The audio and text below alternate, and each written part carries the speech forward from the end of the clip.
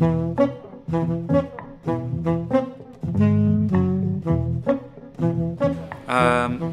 right now, I'm listening to. I really got into LPs again, so I have a bunch of Brazilian LPs that I'm getting into. There's a great one by João Gilberto called Brazil. It's like him with Maria Bethânia and Gilberto Gil and Caetano Veloso. All singing, and they're basically singing the same melody over and over again, but each one of them puts their own phrasing on it, so it's kind of like a school of phrasing, a whole lesson in phrasing. I'm listening to that. Basically anything I could get on LP, so I was just checking out again Out to Lunch, Eric Dolphy, getting back into that. Some Israeli stuff that I got my hands on. And Coltrane, I got this great Coltrane Quartet live record, this Italian release that I'm really into. Yeah, but basically anything I can get my hands on, LPs, I listen to that. Yeah, I don't think I have any licks specifically. I mean, I have things that definitely are more convenient for me to play, so I end up kind of playing them when I'm not quite in the moment as I wish I were, but I never sat down and said like, oh, that's a great lick. I wanna be able to do that, and then worked it out on the instrument. It's just I'm not looking for that. You know what I mean? I look. Ideally, I would like to always improvise and always respond to the music around me and to my own emotions.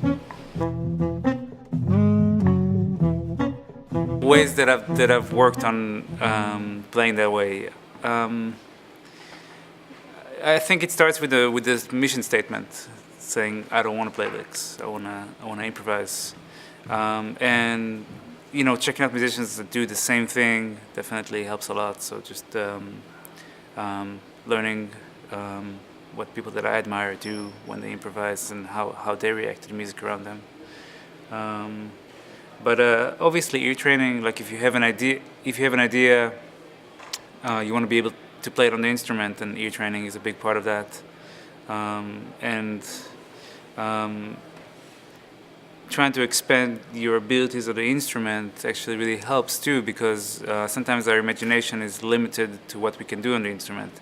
So trying to find ways to break out of whatever boxes I have on the instrument itself, so my imagination can go free more.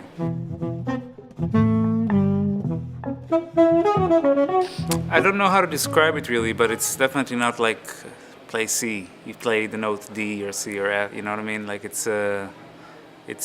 kind of a number system, which I don't necessarily recommend it. It's just how I ended up playing the instrument.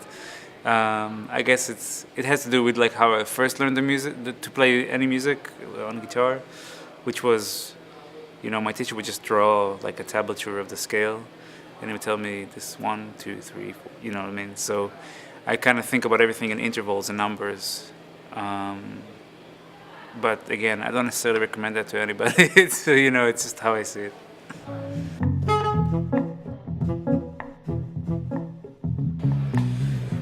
Endless. I mean, yeah, you asked me about records already. I mean, Coltrane Quartet is a great example of that. With McCoy and Elvin and a few different bass players, but Jimmy Garrison or Richard Davis or Reggie Workman. So that's one band. Wayne Shorter, his current stuff, his old stuff, it all has that element of freedom. Some of my favorite Wayne. That's one that's my next LP move. I'm gonna have to get Speak No Evil. I love that record, and I need to have it. So that's my next move there. But yeah, there's so much of that music. I mean, it's endless. I think most people that I admire, it's a long list. They play like that. I mean, even like if you want to talk a little bit more about guitar players, even Wes plays in that way. Wes hardly plays any licks. I mean, he has moves that are like part of his language, but Never like a, as far as I can tell anyway, never something that is worked out. It's all melodies. Yeah, we all have a language. You know, even the most improvisatory players. You know, we all have a language. You know, when you speak, you have a type of language. You have a way that you would phrase something. So we all do that in music as well.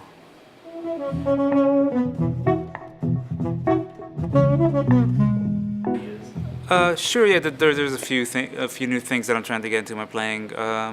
Like one thing that I realized that I never really worked on that maybe a lot of guitar players have is just having a nice vocabulary of really big chords. Like all my chords are pretty compact, or not all of them, but like a lot of them are pretty compact.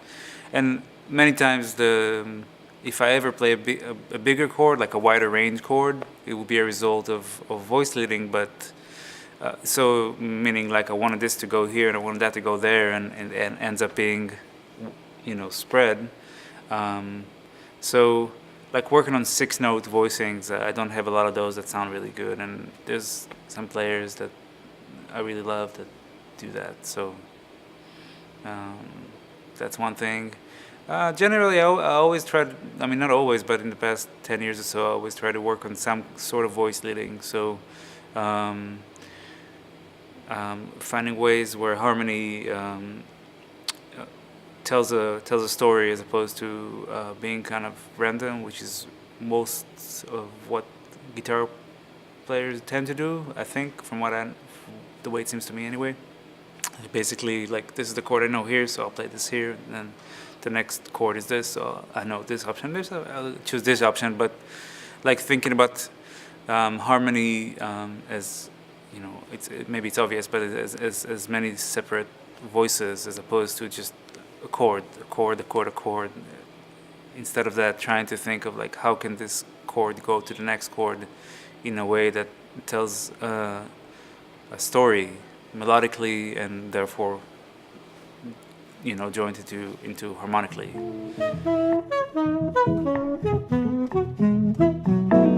Advice for high school students. I think this advice would go for anybody who's trying to study any kind of music. Is just to check out the music. At least from my own experience and what I learned from the masters, people that I admire, including pretty much anybody that I admire, they just checked out a lot of music. They listened to the music all the time. They transcribed solos to learn loads of tunes. They went out to hear live music so that they had the physical experience of what it is to be around the music. I think that one mistake, at least in my eyes, it's a mistake that I see people do, is trying to learn jazz from theory, from books, from that kind of approach. I'm very thankful that pretty early on I had teachers that told me like the way to learn this music is from the music.